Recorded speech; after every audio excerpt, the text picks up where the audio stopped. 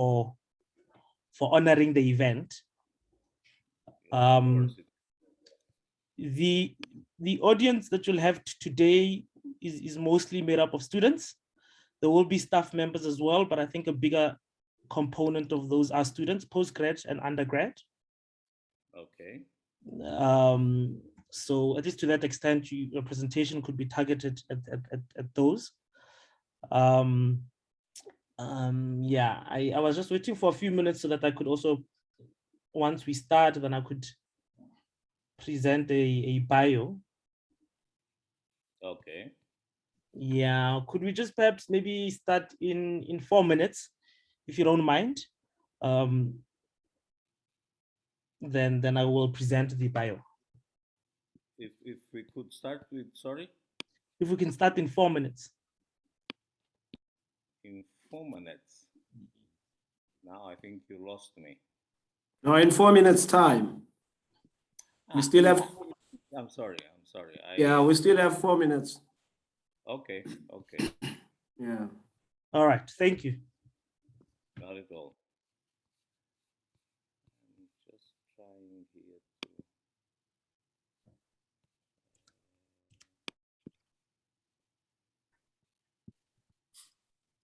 to. Oof.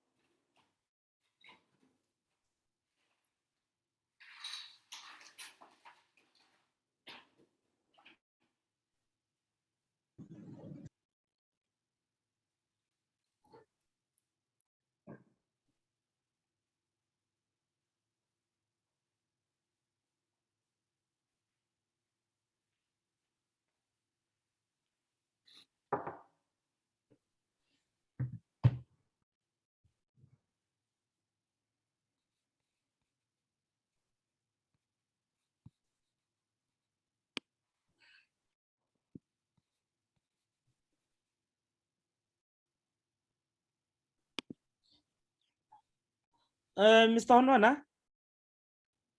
Yes. Are you able to turn up your volume a little bit?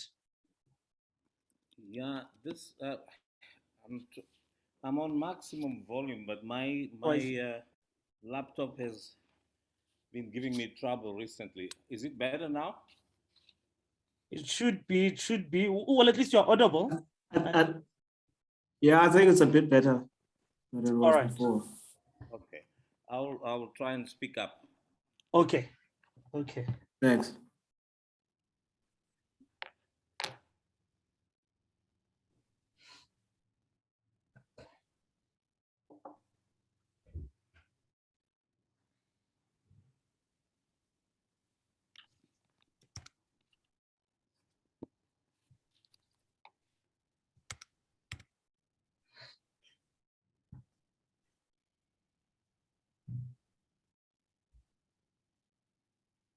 How do I address you, Professor, Doctor?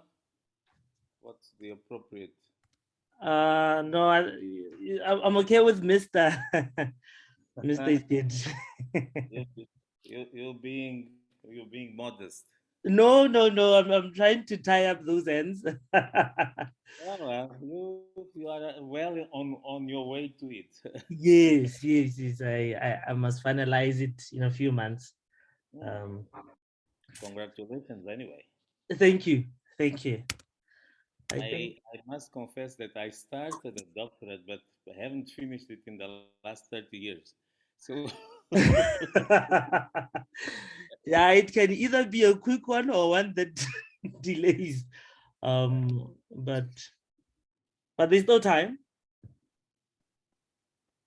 Yeah. Okay, that's good. Okay, I'm thinking, let me just start. Let me just get onto here. Okay, firstly, thank you to everybody for attending the second installment of our teaching series this year. Yesterday we had an introduction of the Mozambican crisis that was happening. And today we have Mr. Onwana to take us through the crisis in the country. For now, Mr. Onwana is a Mozambican retired senior official of the United Nations. Prior to that, he was a member of parliament and commander of the Air Force in Mozambique between the years 1986 to 1993.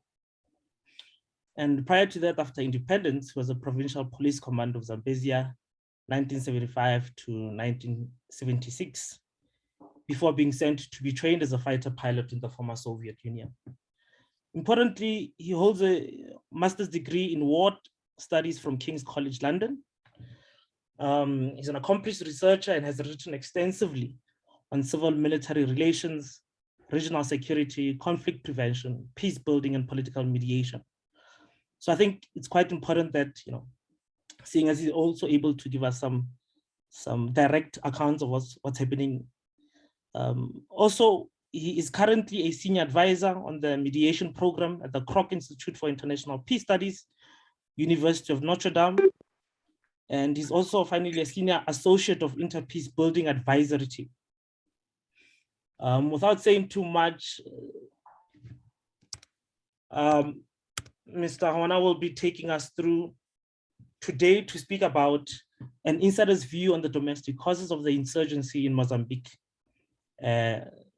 I think it's fine, Mr. Hwana, I can now give it over to you. The structure is such that usually you've got 30 minutes to take us through your presentation, and there would be another 30 minutes for Q&A session. Of course, if you need more time, we can take it to 35 or 40 minutes. But at 30 minutes, I'm going to stop you a little bit and just say you have 5 minutes more. So we can proceed in that way. Thank you very much for this introduction, and I hope I will fit within the 30 minutes. I want to start by thanking the Department of Political and International Studies of Rhodes University for the invitation to participate in this teaching seminar and contribute to the debate on the war in the Mozambican province of Cabo Delgado. My input is informed by the abundant materials published by both Mozambican and foreign academics, journalists, observers on the ongoing violence in Cabo Delgado. And it also reflects a personal reading of the Mozambican political and security dynamics.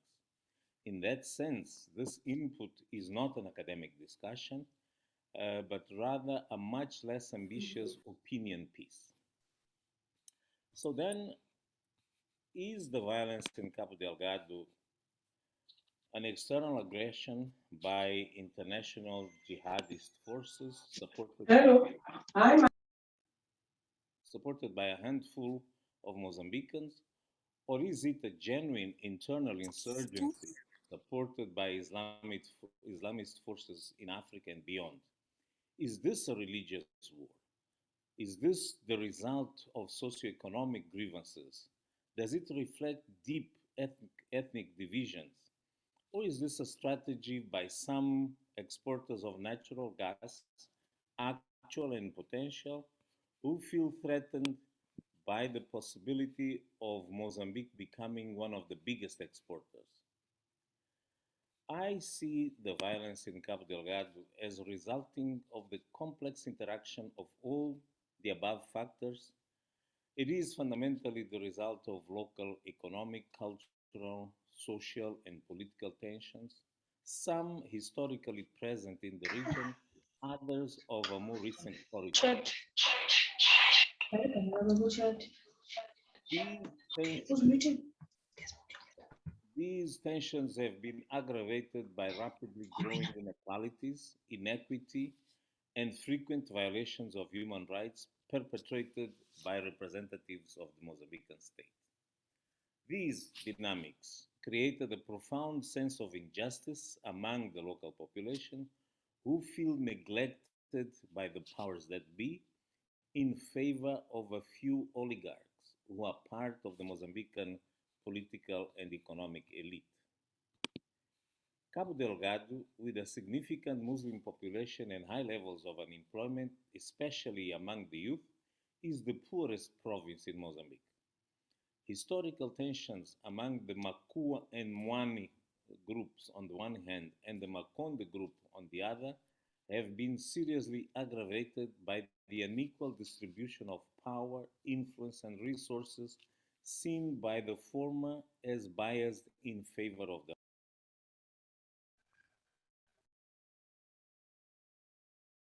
Yeah. Hi, Mr. Honwana. Yes? Oh, I think you had gone on mute, but that's fine. Oh, I'm I think sorry. your sound is back now. Okay. In recent years, local oligarchs have taken over the exploitation of ruby and timber, unleashing a campaign of ruthless and deadly repression of local people who survived of the illicit trade in these resources. The discovery of significant reserves of natural gas in the region, estimated in around 5,000 billion cubic meters, exacerbated the state of affairs. With the start of construction of infrastructure in the areas of Palma and Afungi to facilitate the exploitation of offshore natural gas, the same oligarchs were given significant land concessions in the zones adjacent to the location of the gas projects, which resulted in the forced dislocation of local fishermen and peasants. Some youths from this region who were sent at a very young age to pursue religious education in Egypt, Libya, Sudan, and Saudi Arabia returned home infused of the teachings of Wahhabism. They started challenging their community and religious leaders, whom they accused of practicing an impure Islam and of being too docile to the government authorities, who did not care to satisfy their needs and aspirations. These youth started an anti government insurgency under the designation of Al Sunnah wa Al Jama'ah. This local insurgency is being opportunistically exploited by regional and international jihadist forces who bring logistical, spiritual, and financial support to the Mozambican fighters in a bid to expand the influence of radical Islam to this part of Africa. The Mozambican government was woefully ill prepared to deal with the evolving situation. It initially ignored all other dimensions of the problem and attempted to address it solely by military means.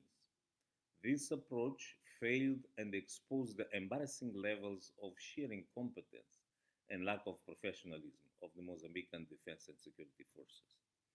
After nearly 3 years of unsuccessful military efforts, in early 2020, the government seemed to finally realize the complexity of the problem at hand and the need for a more holistic strategy that included socioeconomic dimensions.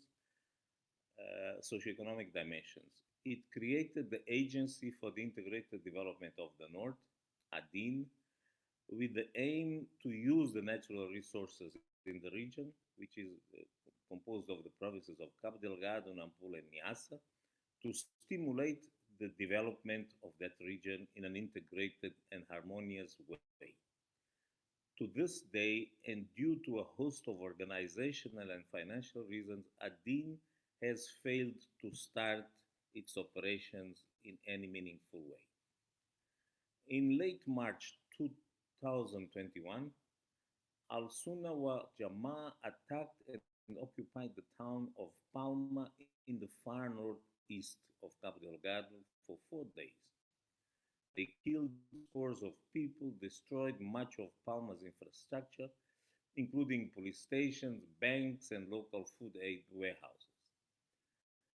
The attack caught international attention because Palma was at the time the headquarters of France's energy giant Total, which is leading in the was leading at the time in the exploitation of liquefied natural gas. The attack was an unprecedented failure of Mozambique's security forces, which were unable to hold a town of around 70,000 against a mere 200 young militants, by some reports.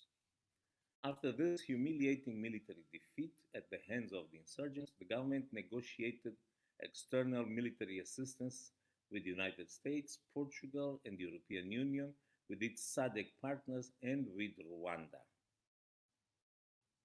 For different reasons, these states have agreed to provide help. Portugal accepted to train Mozambican special forces under a European Union umbrella. The United States also agreed to train Mozambican Marines.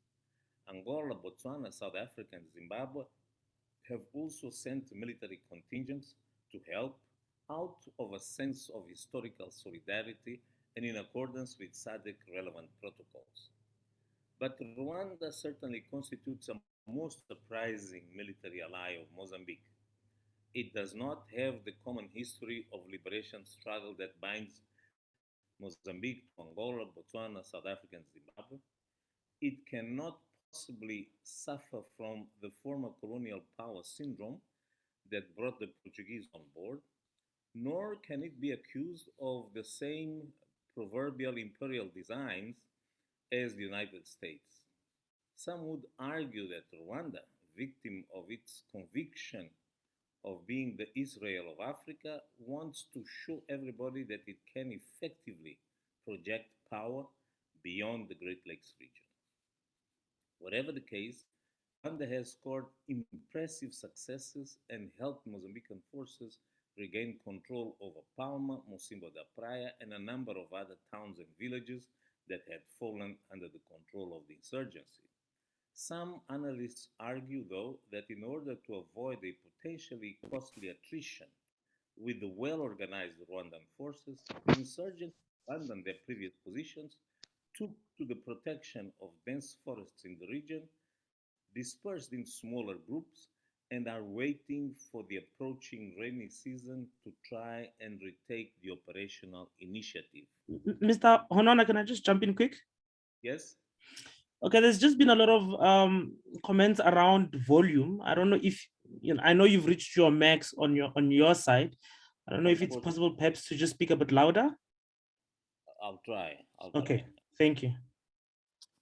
Meanwhile, after the fall of Palma and Afungi to the insurgents, and faced with the continued inability of the Mozambican Defense Forces to ensure the safety of its infrastructure, Total, Mozambique's main international partner in the gas industry, interrupted its operations, citing reasons of force majeure, until such time when safety and security are fully restored in the area.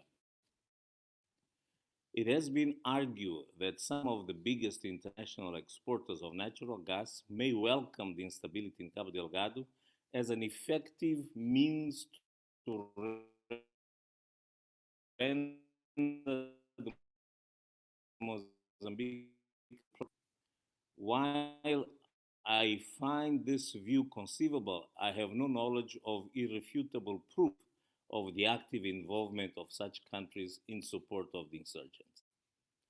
These developments occur against the backdrop of a profound crisis affecting Mozambican society, a malaise that can be summarized in the following points. One, there is a divergence and growing gap between the designs of the leadership of the ruling class, worried solely with staying in power and growing their social and economic privileges, and the aspirations of the vast majority of citizens concerned with jobs, decent education for their children, sound health services, safety and security, and basic liberties. Second, as a result, the state is viewed by many as indifferent, incompetent, corrupt, and unwilling to address the concerns of the citizens. In the particular case of Cabo Delgado, Mozambican security forces have demonstrated time and again their inability to deliver the safety of the citizens. Much to the contrary, there is a widespread perception that government forces are guilty of brutal repression and grave violations of human rights. Three, There is a dangerous weakening of the already fragile national unity and cohesion of Mozambicans, with a widespread and virulent retreat into primary identities such as ethnicity, religion, race, and social class, in detriment of the high sense of unity and common purpose developed during the struggle and the early years of independence. Four, a very worrisome fault line has been growing between those in positions of leadership and the younger generation who are growing in this age of internet, instant communications, and the global reach of the behaviors and appetites of unrestricted, ruthless capitalism, extreme individualism, and dominant consumerism. Indeed, the leadership has lost the ability to dialogue with the citizen and, more importantly, seems to have lost the spirit of simplicity, hard work, and other admirable behavior that distinguished the leaders and militants during the struggle. I can still hear the voice of Samora Machel saying to us, then young militants, remember, what distinguishes us from the enemy is first and foremost our behavior, our absolute dedication to serving the people, our unwavering determination to break free of colonialism. Five, there is also the worsening stratification of Mozambican society with a worrying widening of the gap between a tiny but powerful elite and the overwhelming majority of citizens living in conditions of extreme poverty and who feel neglected by those in power. In this context, the situation of the vast majority of young people is particularly serious because it is in segments of this disgruntled youth, marginalized and devoid of rights, that the jihadists find fertile ground to mobilize support and recruit combatants. Finally, the situation in Cabo Delgado also exposes the gravity of the divergences within the ruling elite in the struggle to attain power and thus control the wealth to be generated by the country's considerable natural resources. It is the crisis characterized above that facilitates, without at all legitimizing it, the presence of jihadism in Cabo Delgado. To make matters worse, a profound division is increasingly visible inside Frelimu's leadership, Frelimu being the dominant political force in the country since independence, over access to resources and around the succession of current President Filipe Nyusi at the end of his second term of office in 2024. The ongoing trial of the case of an illicit debt of around $2.7 billion incurred by the government of former President Gebuza is a sad and painful illustration of how uncon- uncontrolled that the leadership of Frelimo and the Mozambican state fall so low. From the previous analysis, which does not have the presumption of being exhaustive, the conclusion emerges that the search for solutions to the crisis in Cabo Delgado necessitates a rigorous and urgent examination of its internal and external factors in all their multiple and complex dimensions. Only in this way will it be possible to formulate the necessary vision, strategies, plans, and programs for an effective response in the short, medium, and long term. One last word to our sisters and brothers in other Southern African countries equally ruled by former liberation movements. Let Frelimo, Mozambique, and the situation in Cabo Delgado be a cautionary tale of the dangers and pitfalls of greed, corruption, of neglecting national unity, of losing the ability to connect with the people and effectively respond to their aspirations, and also losing sight of our historical mission. I thank you.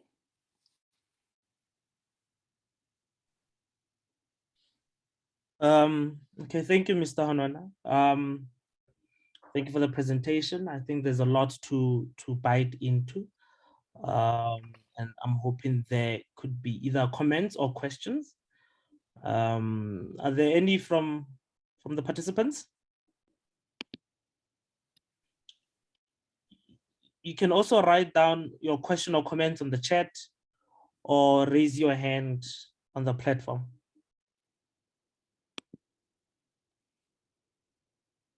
Okay, Mr. Hanona, from my end, maybe let me just kickstart that process. It was around, oh, okay. There is Tlotliso, and there was another hand. But let's start with Tlotliso.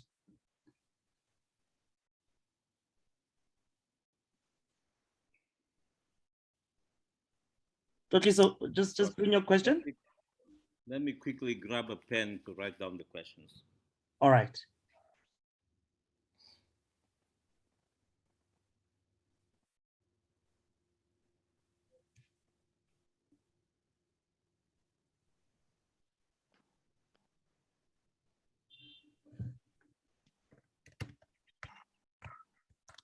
Lisa can't seem to unmute herself. I don't know what's going on.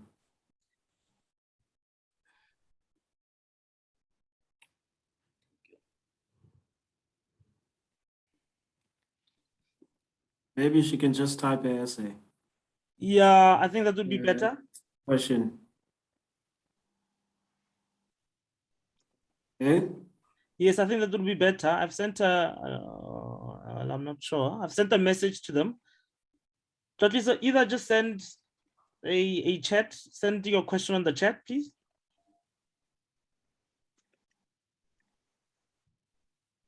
There was also another hand, but I don't see it anymore.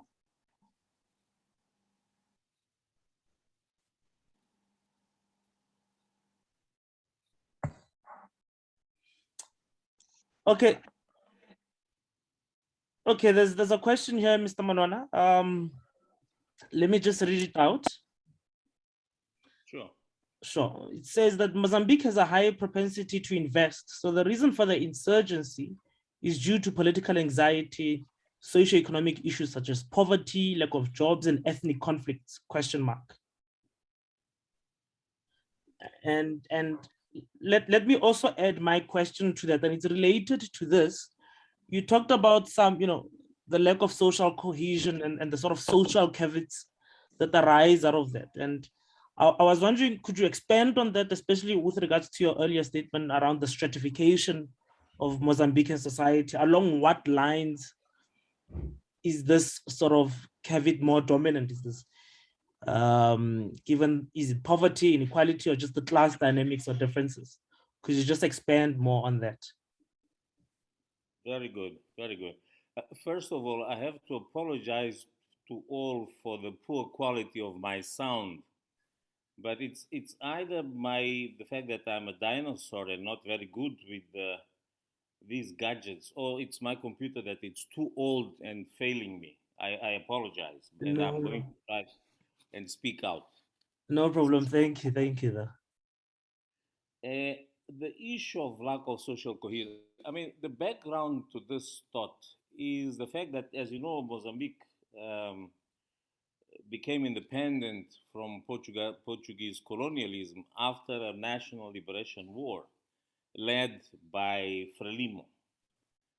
And one of the most striking characteristics of Frelimo during the struggle and the early years of independence was the fact that it privileged national unity as a fundamental instrument and a fundamental strategy for the entire struggle. In other words, out of a disparate number of uh, ethnic groups, social groups, racial groups, the Frelimo managed to manufacture this sense of common belonging, having a common enemy, and moving towards a common and building a common future. So this was a very strong and useful instrument for the struggle, so that it was possible from Mozambicans from all different areas to come together and focus on these common elements.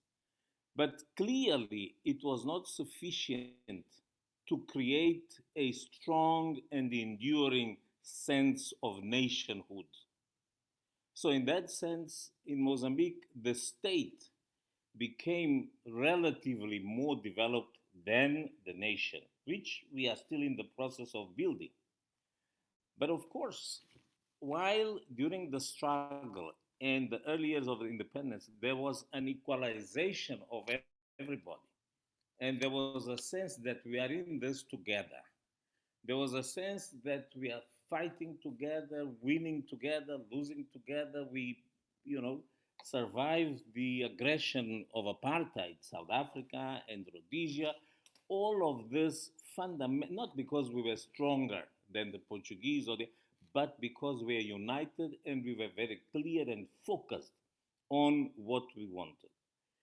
As the years go by since independence, and especially after the introduction of liberal politics as opposed to socialist orientation and liberal economics, what we see happening is this rapid stratification of society, with those in power or in the orbit of power becoming literally overnight incredibly rich by Mozambican standards, and more importantly and more dangerously, people started noticing that the leadership was losing touch. The leadership was losing sight of the objectives that were defined during the struggle and the early years of independence. The leadership was becoming something different and distant and aloof. And this is why I say that, well, this rapid stratification, and it's in the period of a mere 40 something years, so it's not a long historical period, but this has happened very quickly, and it has left the vast majority of Mozambicans behind. So while the citizens are struggling with daily survival, with issues of bread and butter, with having a roof over their heads, having a school to send their children, and the health services, the bare minimum of survival, the elite is kind of exhibiting wealth and consumerism and buying, you know, palaces and houses and luxury cars. I mean, anyway, things that really rub the people in the wrong way. So I see this stratification as a result of these dynamics as a very dangerous tendency that is developing in the country.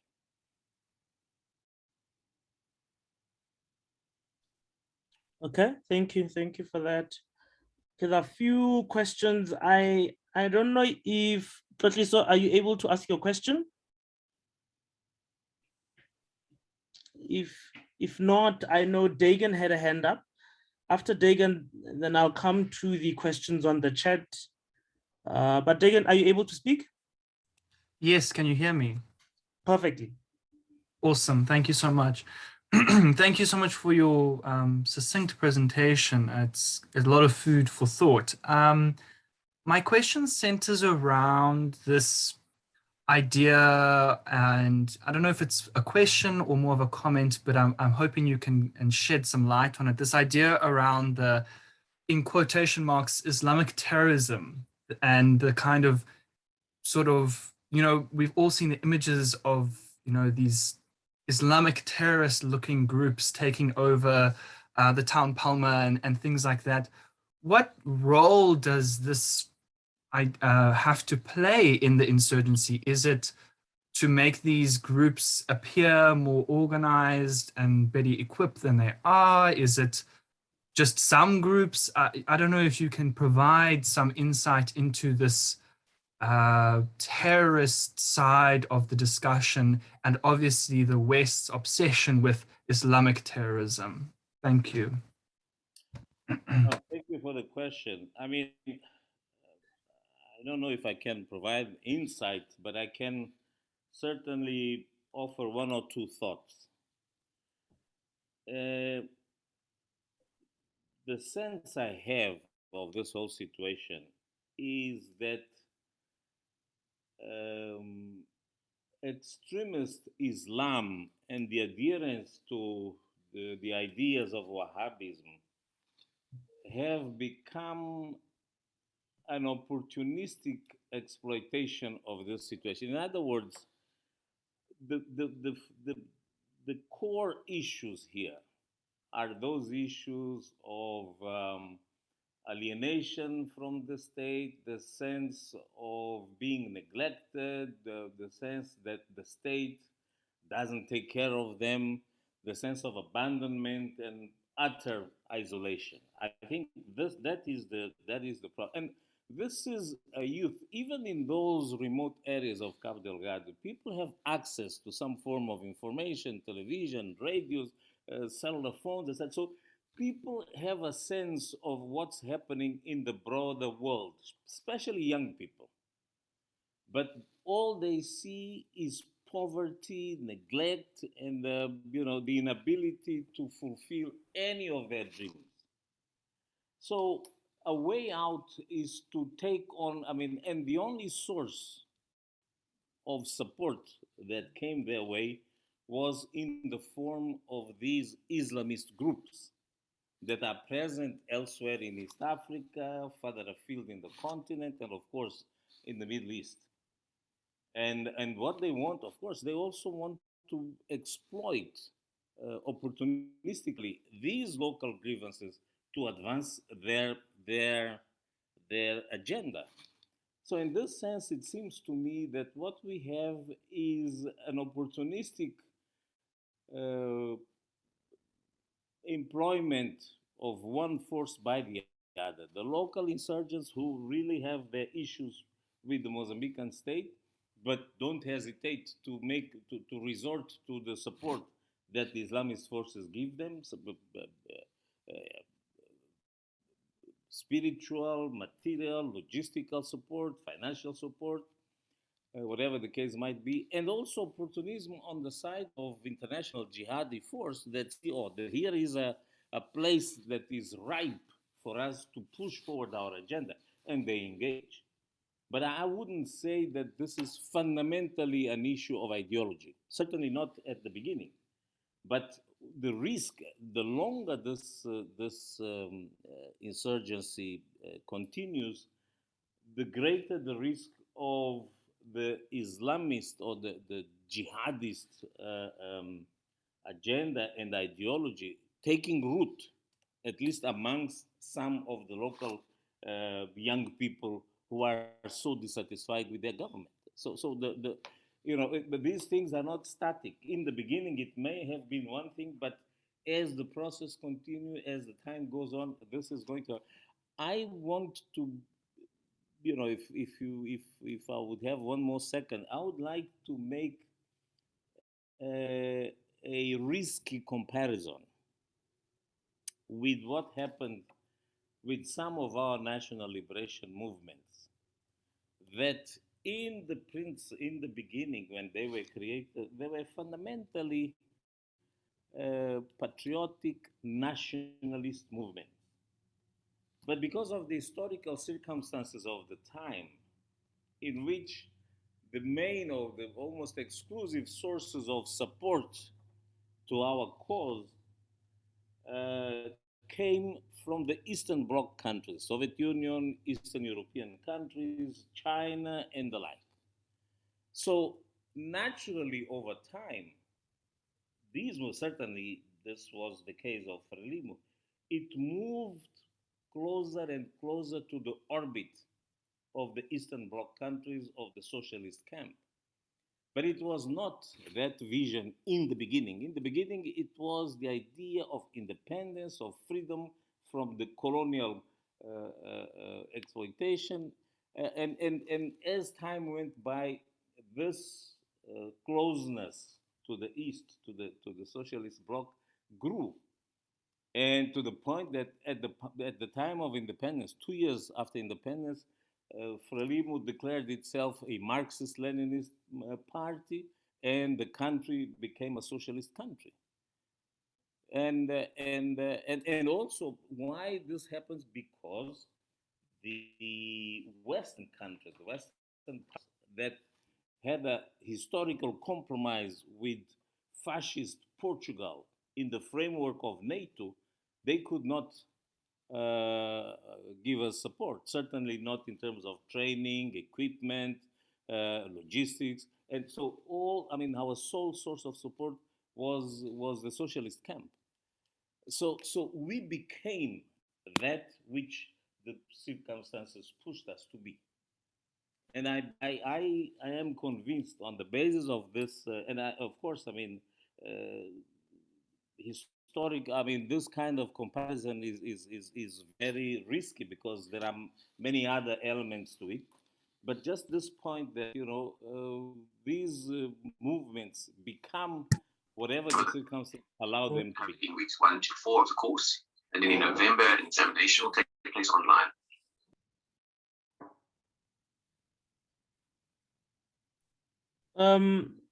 Could the participants please mute yourself if you're not speaking? Okay, Mr. Onwana? Yes.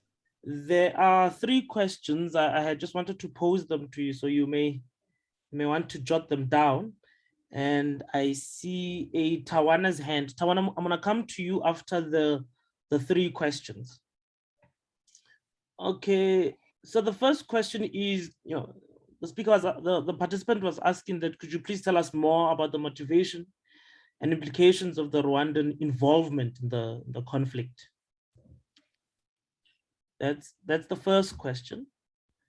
The second one from Oyama was about the role of SADC in ensuring stability in the region. So the question is, why is it that SADC was so slow to respond to the Mozambican crisis? Because issues had been brewing for a couple of years, and I think you alluded to that. And related to that was the question of around, do you perhaps know how people on the ground feel about SADC and the role of South Africa as a regional hegemon?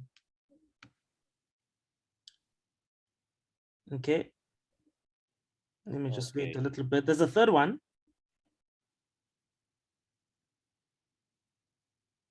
Yes. Okay, so the third one is around, how you spoke about Mozambique situation being an example of how not to handle matters. So Offense was asking, may you please clarify whether you mean by avoiding the methods used by the Mozambican government or finding better strategies to handle similar situations from the neighboring Southern African countries?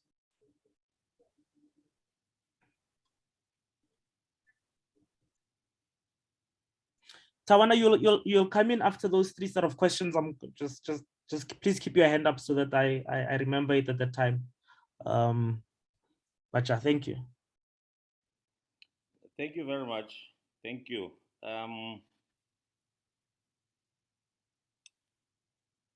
Well, some of these questions should be addressed. I mean, one should be addressed to the Rwandan authorities. Yeah. I can only, again, speculate a little bit. Yeah. I think, obviously, without being in the know of what the real motivations are for this Rwandan involvement, it seems to me that maybe it's a combination of issues. One is the fact that Rwanda feels that it has a very effective, well organized, and experienced military. And so, if you have such a good instrument, of course, you will be looking for opportunities to use it and to refine it.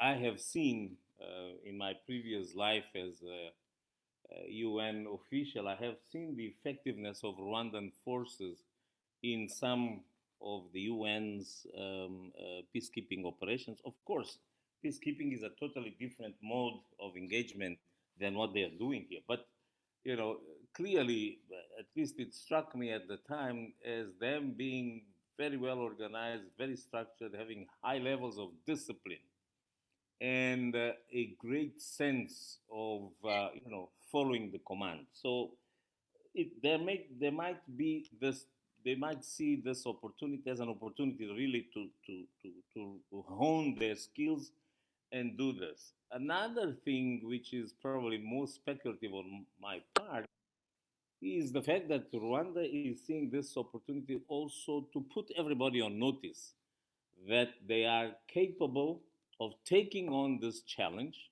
of jihadist forces in Mozambique and do it effectively.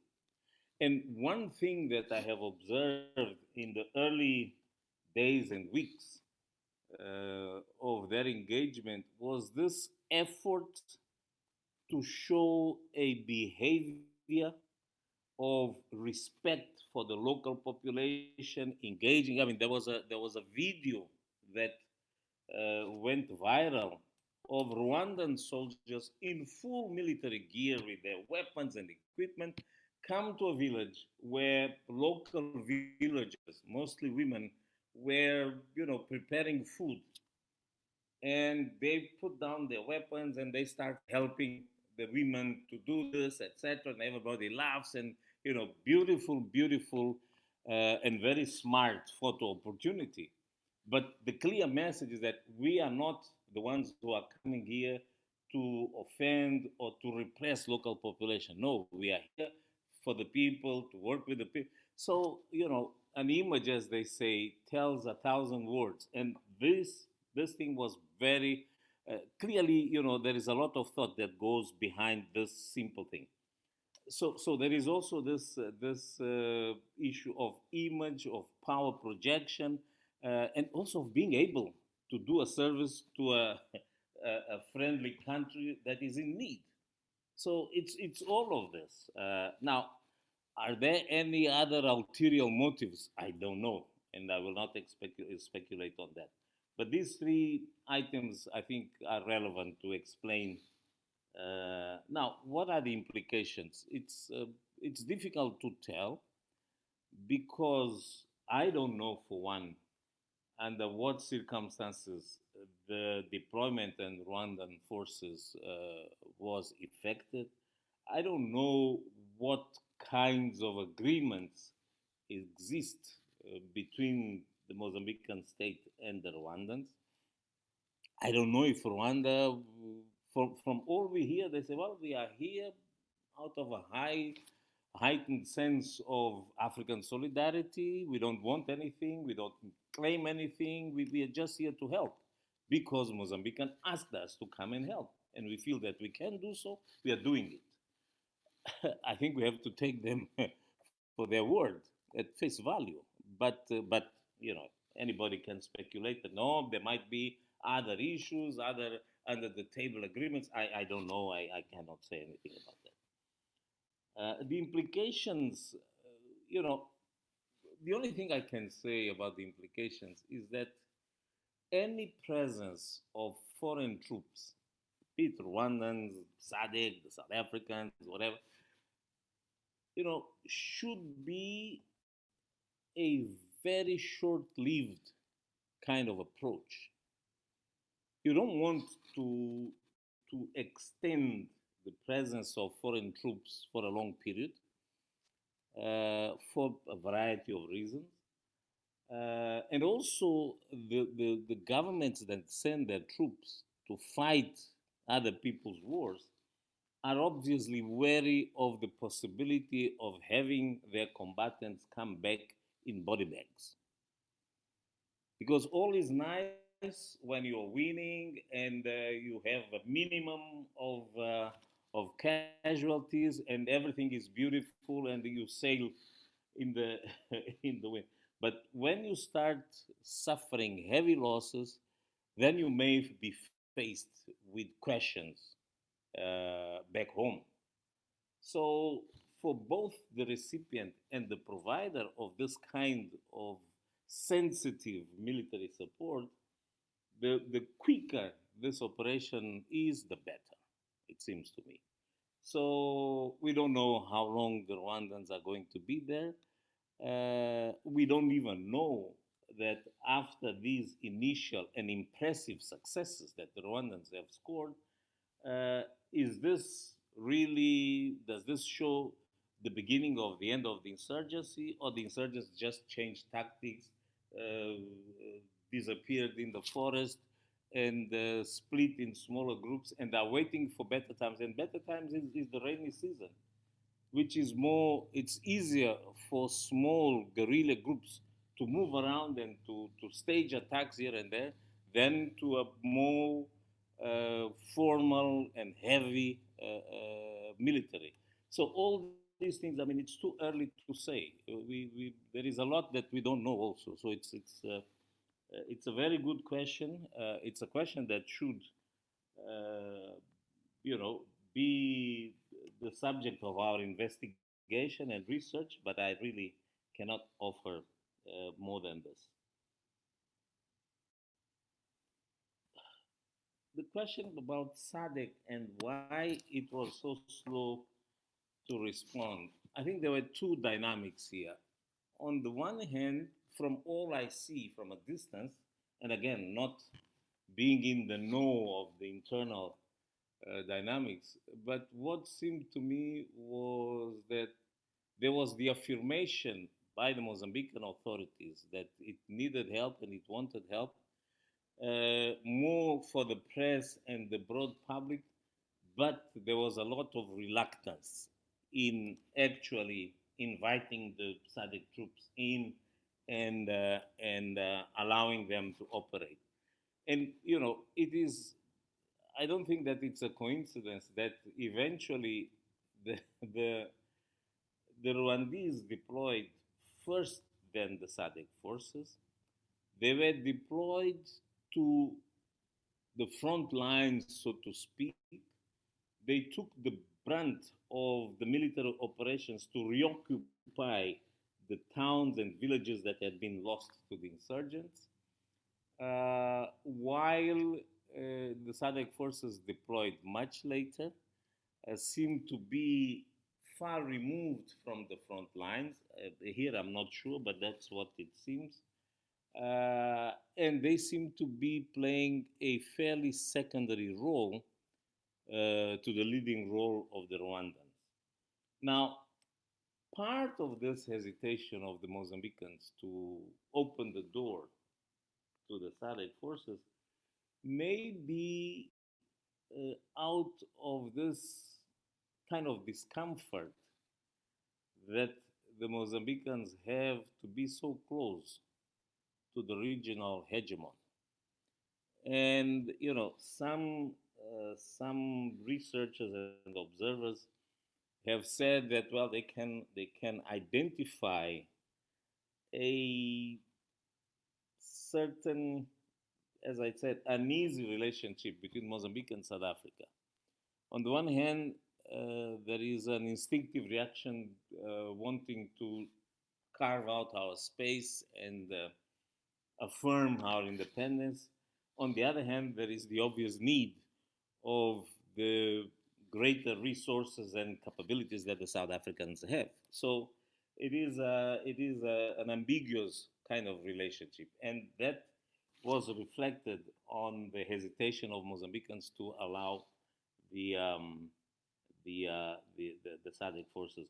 But also there was an argument made by the South African foreign minister, if I'm not mistaken, saying that, well, we are ready to help, we are ready to go, but the Mozambicans have to tell us what they need, what they want, and we don't know until such time as they sent a technical team to go and evaluate the situation, on the basis of which evaluation they then decided on the composition and marching orders for the force that eventually deployed. So there are all these things around which, of course, do not come published in the media, but which may help explain at least some of these dynamics. How people on the ground feel about SADC and South Africa's role as the hegemon. Well, different people feel differently. Some Mozambicans, I guess, see South Africa as a sister country, see the INC as a fellow liberation movement. We have common history of struggle against minority rule and colonial rule. So there is a lot that binds us together with the South Africans, with the Zimbabweans, with the Angolans, with the Namibians particularly. But others see that, well, in any event, South Africa is the hegemon, and so we have to make sure that we are not, that South Africa doesn't roll over us. And so, again, there is this ambiguity. And maybe, again, speculation here,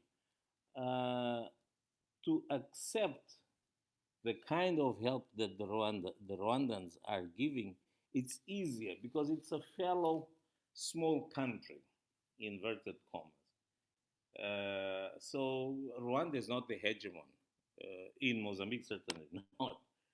So maybe it's easier to accept, well, they are more like us, even though they are not. They're very different from us. They seem to be much more effective and organized and all that. But in any event, it's not a big country. It's not the big brother. It's not the lurking hegemon that wants to control everything. So, and the final point in this is that all of these are things that exist in the relationship among the countries in the region who, unfortunately, in my view, are failing to use the platform of SADC to honestly discuss these issues, which are inevitable in, even in states that intend to cooperate, to work together, to integrate and all of that. But the how is a difficult, it's a difficult exercise. But I don't see SADC institutions as what they should be, the platform for honest discussions amongst these partnering nations to improve the cooperation, the integration, the fraternity amongst them.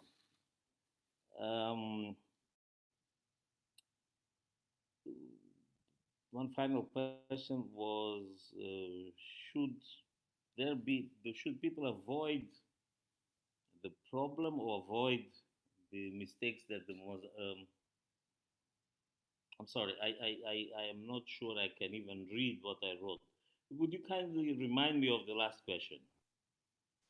Let me just look for it. Oh, you spoke about how Mozambique situation should be used as an example of how not to handle matters. So the question was around, could you please just clarify whether you mean by avoiding the methods used by the Mozambican government or by finding better strategies to handle similar situations from neighboring Southern African countries? Very good. I think my last few comments in my presentation maybe summarize really what I meant, which is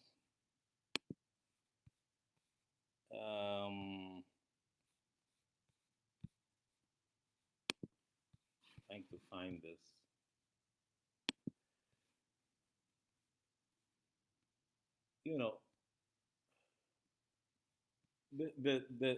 The pitfalls of allowing greed to determine the behavior of the state, the behavior of the leaders. In other words, we moved from a situation where the leaders were one with the people, and they were very clear about, they were very connected, they were very clear about the needs, the aspirations of the people, and they were committed to meeting those.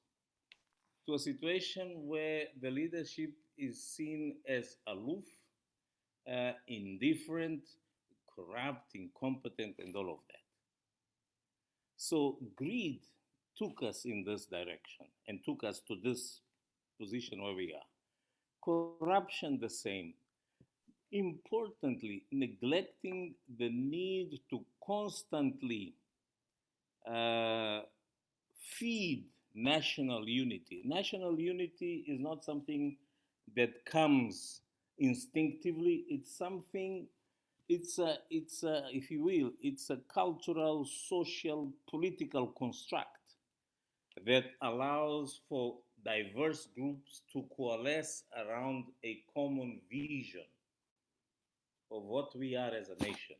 And this has to be fed. You cannot say, well, we have the government, we have the symbols of nationhood, so we don't need to continue to work at this.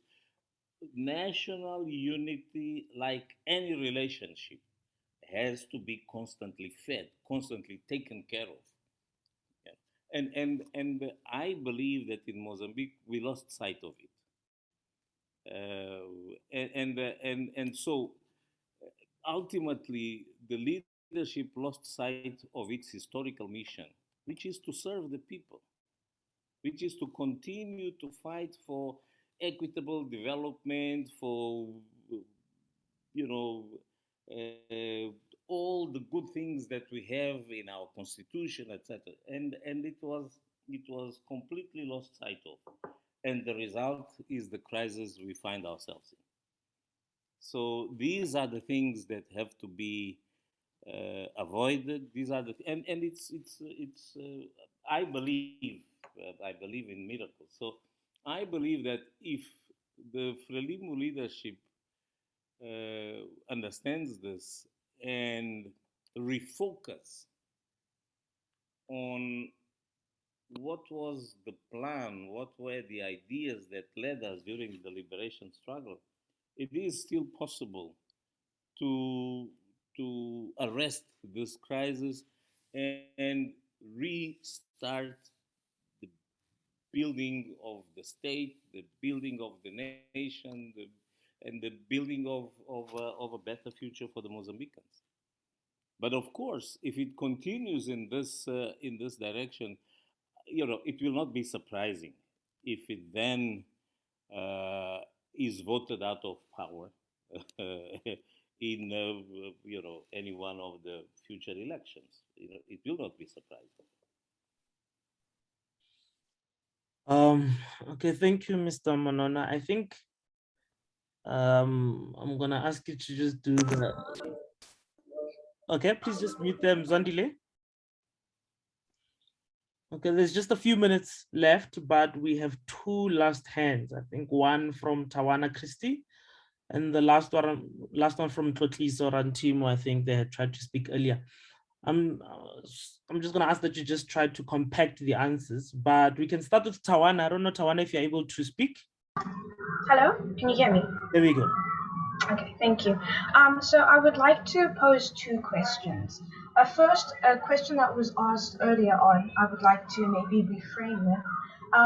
When you spoke about nationalism and how it was fragmented, do you think that constituting all extremist Islamic groups, such as some seen in Africa and around the world, as primarily seen as Islamist groups, is demonizing not only the religion and the ideology, but also taking away from the idea that these groups are much more than just its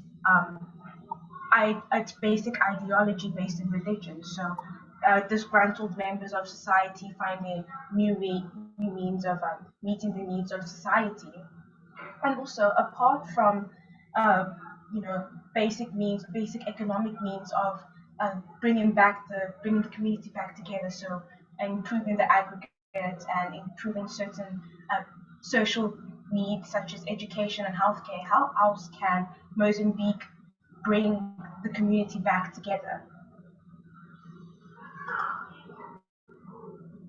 Okay, thank you, Tawana Christie. I think totally so.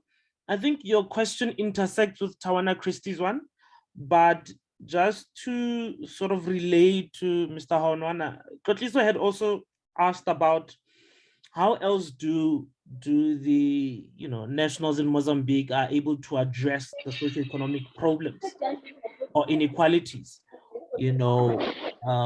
without the sort of crisis that has developed in the northern parts. Are there different ways that this could have been addressed? Or yeah, but I think this ties in well with Tawana's question. Very well. Sure. In terms of the fragmentation of Mozambican society, I mean, clearly, it's the one of the factors that explains it is the perception by significant sectors of the population that the leaders and the state does not care about them, does not uh, fulfill its part of the social contract.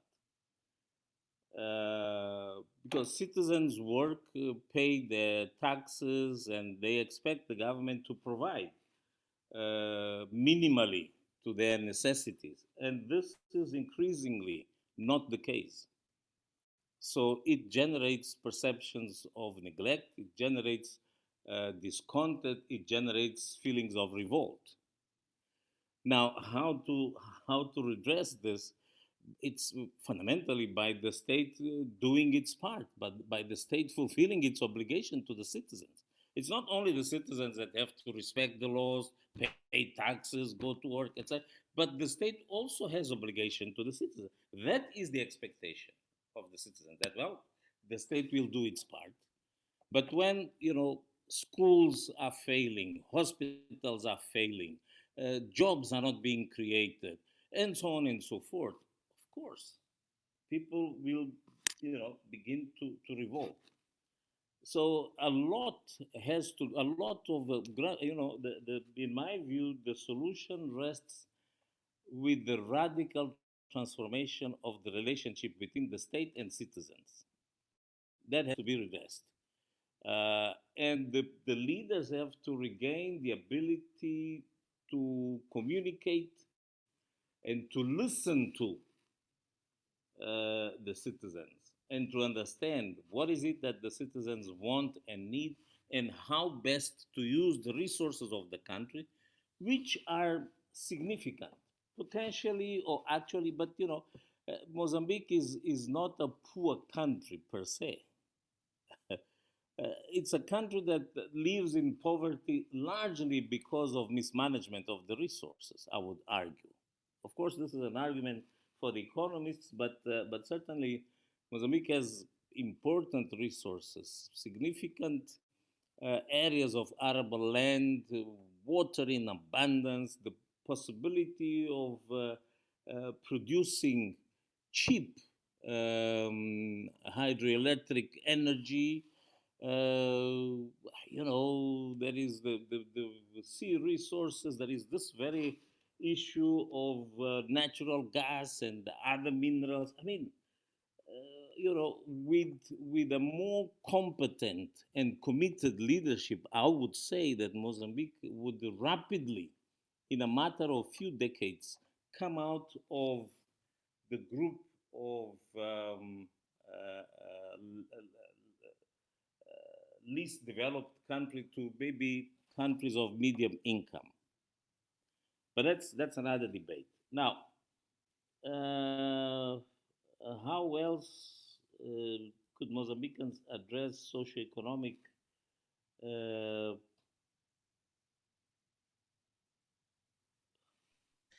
socioeconomic necessities? Well, again, I mean, a lot has to do with competent management of the economy and the resources. A lot has to do with serious investment in social issues like education. I mean, as you very well know, education is key to any dreams of development. And you have to make education uh, easily available, quality education easily available to vast masses of the population. This is what ultimately will make all sorts of mineral and natural resources, but it's the human resource of the country that has to be trained, equipped, and prepared to truly engage in the development of the country. Without that, it's very difficult. The human resource basis, and it's the kind of competent and committed leadership that will take us out of this hole we find ourselves in.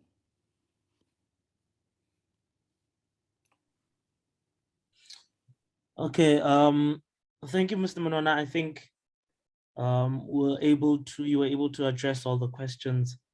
I don't see any other questions and other hand, but I think also the time has caught up with us. But thank you for the presentation. I think there was a lot of context and history given with regards to the Mozambican situation.